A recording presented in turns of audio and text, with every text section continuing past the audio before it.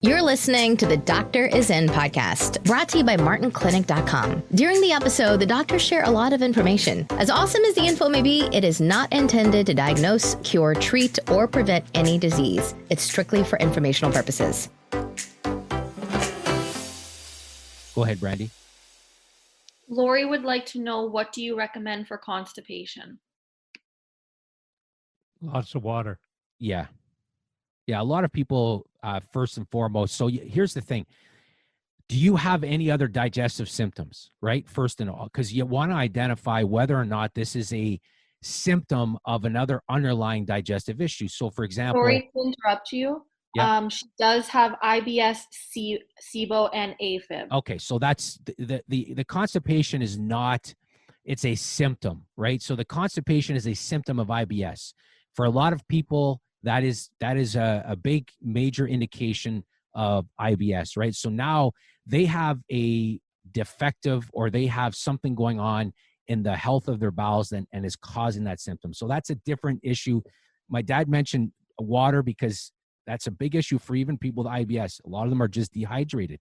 They don't get enough water in their day. They're nowhere near getting enough water. That's the first thing. Second is, again, if you got IBS, I mean, we're assuming that you're taking probiotics. We're assuming that you're taking digestive enzymes. We're assuming if you're getting a lot of symptoms that you're taking the IBS formula as well. Those are the three things. Then magnesium is a big issue as well for people. Most people don't get enough magnesium in their diet, and they're really deficient in magnesium. So magnesium works as well. So you want to look at the magnesium aspect. Also, a lot of people, especially with IBS, they're eating a food consistently that they're allergic to, and that's causing constipation, can cause diarrhea, can cause a mixture of both. So identify, are you eating something you should not be eating as well? Here's a good hint. Aside from digestive issues, here's a good way to know if you're eating a food you shouldn't be eating. Most people, if they don't get digestive symptoms, they will clear their throat a lot. They get post-nasal drip at nighttime, where they're coughing at nighttime. They get increased mucus. Some could be some watery eyes for some people, because if you think of the body's natural reaction to a food they shouldn't be eating is to create more mucus. So you could think of the eyes, the ears, itchy ears. A lot of those things are indications you're eating food you shouldn't be eating.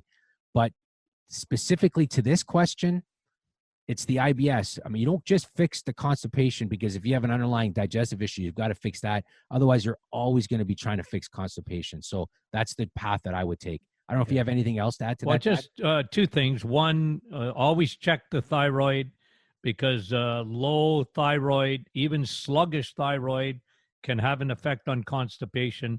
And then think of, too, that when you mentioned the fact that you have SIBO, well, I always, SIBO is a small intestinal bacterial infection, has a lot to do with the gallbladder. So look for digestive enzymes. And the other thing is, I've sort of flipped SIBO to SIFO, small intestine. It's more of a fungus rather than a bacteria. And again, you come back to candida.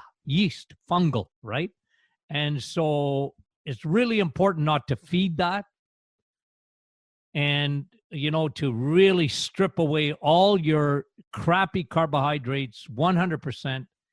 I'd be very careful too with any kind of sugar, even fruit for a while. I know fruit is it's not bad for you. The problem is if you got SIFO, you just want to just sort of lay off for a bit till you get all of the gut fixed. But those are things for sure. All the things mentioned are absolutely would be the workup we would have done on you for sure. All right, go ahead, Brandy. Is it okay to eat baked goods daily if they're made low carb with almond flour and swerve sweetener? I mean, again, that's a good question, because for a lot of people, if they're eating low carb at the end of the day, right? If it's not a lot of people eat low carb food and they're still highly processed foods, right? I mean, you look at the packaging, and it's like, man, I mean, it took a lot of chemistry to make that, right? It's like when it takes, like, when you look at a packaging and, your spell checker goes off for every word that's in there. Generally speaking, I wouldn't necessarily make a habit of eating it all the time. But take one step back, right? Let's go back one step first. What's the biggest problem that a person is trying to overcome by eating low carb? That's the first and foremost. We've mentioned this before, right? If you're on the Titanic and you're about to hit an iceberg, you don't really care what color paint the railings are. You don't care about the carpeting. You don't go change the carpeting on the Titanic if you're going to hit an iceberg. So that's important for people to understand that. A lot of people make the mistake when they first start saying, hey, listen, I'm going to get healthy, is they change the carpet instead of turning the direction of the Titanic. So the first thing you have to do is say, okay, what's the reason why I'm eating this way first and foremost? Are you pre-diabetic and you know it? You got a health issue that you know it? Those kind of things. So if that's the case, then the big macro changes you're making by eating low carb first and foremost are going to help. No question. It's going to help. You're going to feel a lot better. It's going to correct a lot of those issues. But as time goes on, now you've turned the Titanic. You're not going to hit the iceberg anymore. Now you're like, all right, I'd like to fix this place up a little bit. I'm going to change the carpeting. I'm going to paint this. That's when you start to dial things in even tighter afterwards. So if a person says, listen, I got diabetes and I got to eat low carb, and if they can eat a low carb, baking every day, okay, it's not the end of the world. It really isn't.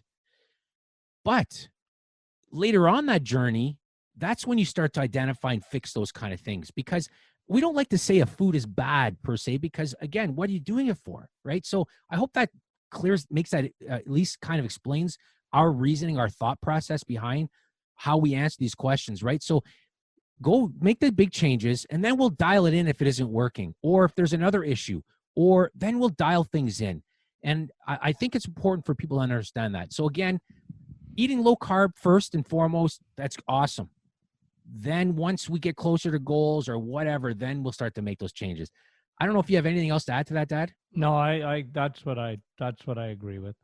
All right. Yeah, I mean, you can have treats too. If you're eating low carb and you can make yourself a low carb dessert or whatever, and you're using almond flour, certainly better than going to the grocery store and trying to find something there.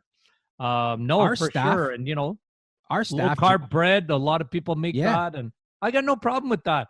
Not if you're on the reset, because that's just a 30-day program. But if you're going to make it a lifestyle and you want to have a treat and you're making whatever, no, I got no problem with that. Our staff makes good low carb baked goods, and they bring them in.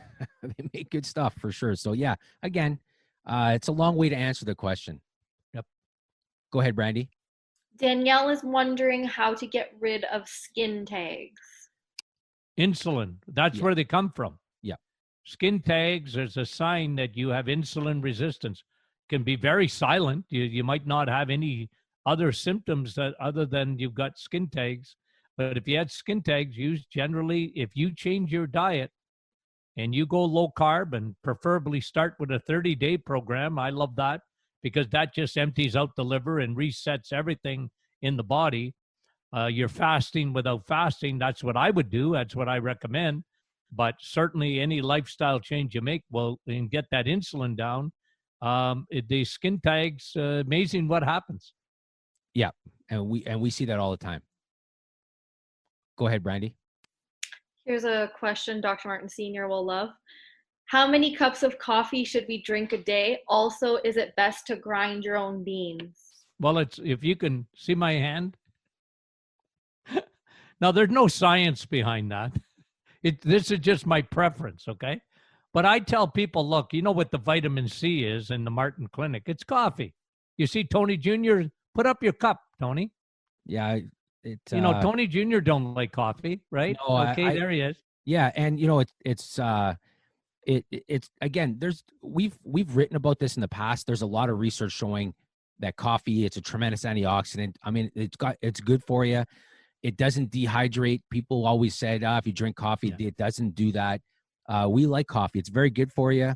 And, listen, if I can't start my day with coffee, and plus if you're fasting, coffee's tremendous, right? But yeah, coffee is good for you. We always joke that, we read a lot of studies every day. And I always joke that I have coffee studies tagged so that if a coffee study comes out, I get to see it. I have a search thing and it shows up because I like to read coffee. I like to have confirmation bias. I like to further confirm what I'm doing is good. But yeah, coffee's good. Now, the second part of that question is, so how much coffee really depends on the person. It really depends on the person, right? I mean, myself, I usually have 3 cups a day is generally what I drink. Dad, I don't know how many you drink a day. 4. Yeah, you drink 4, which is why he came up with that rule, by the way, is the 4 cup of coffee. Is because he drinks 4 cups of coffee a day. But yeah, I mean, it's going to be 5 today. Yeah, well, that's the thing. It is gloomy out today, so today might be a 5-cup day. But it is those things. And grounding better. Yeah, generally speaking, especially if you know what kind of beans they are and they're organic beans. And, because there are a lot of coffee beans out there that are highly processed and chemicalized and all those kind of things, right? So, I mean, there are some coffee beans out there that are much better than others. We drink some here at home that we like. It's an organic blend and I like it. It tastes good. So, yeah, but if you can ground your own, especially those kind, generally is better. Generally is better. Not always, but generally better. All right, go ahead, Brandy. Marilyn would like to know, what can I do to keep my arteries healthy? Keep your liver healthy. We talked about it, right? It's interesting that what damages the arteries. And I love Tony Jr. put out an email. You want to go back and read it about the little endothelial lining, like the Velcro lining of your blood vessels, right? And the thing that damages that is inflammation. Inflammation causes damage to that little Velcro, and now it's not as slippery. And, so when they blame cholesterol, don't blame cholesterol for being at the scene of a heart attack because, well, first of all, most of the time it isn't. But even if it is, it isn't the bad guy. The bad guy is inflammation, but inflammation is not Houdini. Free radical damage, high circulating insulin affect the lining of the blood vessels when you don't, and that's why we love nitric oxide. So if you can elevate your levels of nitric oxide, that opens up your blood vessels. It's good for the lining of your blood vessels. And this is why we often tout the benefits of a pine bark extract. So, again, what's happened in medicine, in my opinion, has been a tragedy. And it's one of the biggest hoaxes in medical history. And that is blaming cholesterol for heart disease. And still today, if you went door to door, I know if you did it in our hometown and you went door to door, took 100 doors, 99 would say cholesterol. What causes what causes damage to blood vessels? Heart disease, even cholesterol. And it's almost universal, but it was never true 50 years ago, and it's not true today. And that's not the issue is not cholesterol. It's triglycerides, and triglycerides come from sugar, not from fat. Yeah, and if you look at how to specifically how to keep blood vessels healthy, then as my dad mentioned, you got endothelial layer that you have to keep healthy. That's that Teflon-like layer that lines all your blood vessels. If there's a problem anywhere along this, 60,000 miles of blood vessels, then you're going to have a problem. So you want to keep that healthy. And as my dad mentioned, pine bark extract, tremendous for that. DHA, tremendous for that. And the other aspect of you want the blood vessels to be, properly inflated, like thick enough so that the blood can flow through. So that's nitric oxide. That's where B12 comes in. That's where pine bark extract comes in. But I would strongly again recommend watching our heart video on our website. We go through a lot of how to keep your heart healthy, how to keep your blood vessels healthy. We give a ton of information in there, and then we have our program in there as well, what we would do for that. So I would strongly recommend watching that. All right, go ahead, Brandy. We got about 10 minutes left, Brandy, just to kind of throw out the little air horn. They have 10 minutes left. Brenda would like to know what type of eggs are best. All eggs are good. If you can get, I always talk about, I think like Tony Jr. said it best, like big thing is if you can eat eggs, all eggs are good. Some are just better. That's all. Like organic, yes. Free range chickens give you better eggs. Okay. And because there's more omega-3 in there in that, but all of them are good because of the like an egg is almost like a perfect food because of its balance between protein and good fat. So it's like a perfect food. I'm very big on eggs. Some people can't eat them. I feel sorry for them, but they are tremendous. So yeah, we have a one of the support group. One of the biggest things in eggs is choline. And choline, it's not found in the plant kingdom. It's found in eggs and meat and cheese, but highly, highly available in an egg when you eat the yolk, by the way. And that is so good for your brain. It's a neurotransmitter.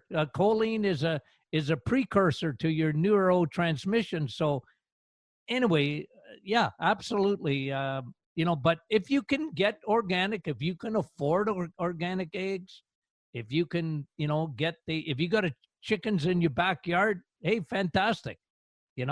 So, but all eggs are good. Yeah. And again, as it, it's funny.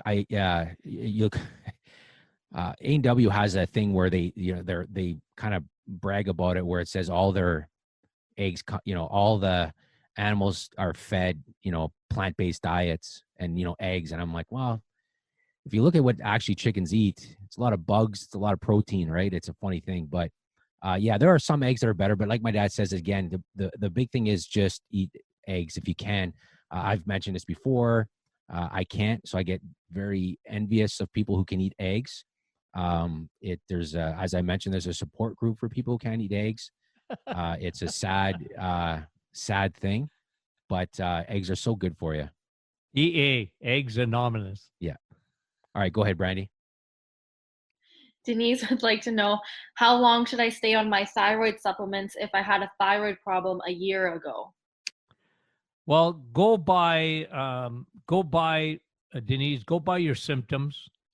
I could rhyme off 20 possible symptoms of thyroid dysfunction. Get our teaching on thyroid because it's very, very important. I go over that. And that what I think would encourage you to stay on that formula. Just because your thyroid is such an important, even though it's rarely ever primary, but it is such an important organ, especially in women. It's so misdiagnosed. Every day, we're talking to our people that have thyroid issues or thyroid symptoms that they don't even know are coming from the thyroid. So I'm just encouraging you, Denise, that formula, in my opinion, is, you know what? Tony Jr. always said it. Like, we have to get results. So if we don't get results in the clinic, I mean, you're in trouble, right? And we always built our reputation on our results. And so those formulas, I would tell them, I don't know what you're using, but I know what we made. And that was made with you in mind, because we were, people ask me about different things every day. And I go, well, I tried that. I wasn't getting the results, and this is why I recommend. So I don't mind tooting our horn because it works. So I would just say, Denise, like, you're not going to hurt yourself by taking it. I have thousands of people taking it on a daily basis, and it is just tremendous to support that thyroid. And thyroid works on nutrition, man, and nutrients. And so that's a big problem in our society today. Yeah. All right, go ahead, Brandy.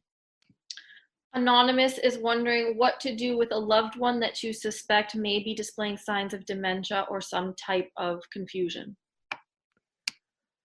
Well, it's always best, and I just quickly, always best if you can get at it early, right? It's there's a fire that's been going on in that brain for a while before there's symptoms, right?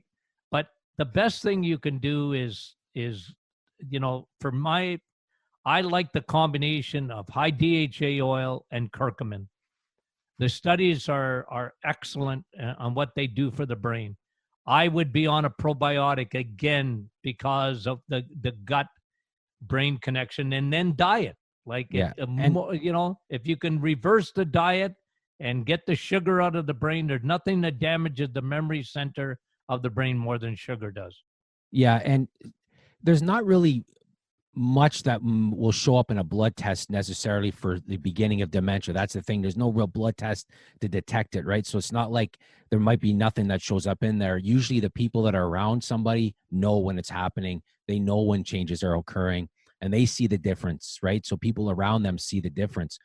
I would do what we call an emergency intervention, meaning that this is where you definitely clean up the diet, bring that high circulating insulin down, high DHA. I mean, high DHA, curcumin, like my dad says, high B12, high vitamin D, and pine bark extract. That's what we would do.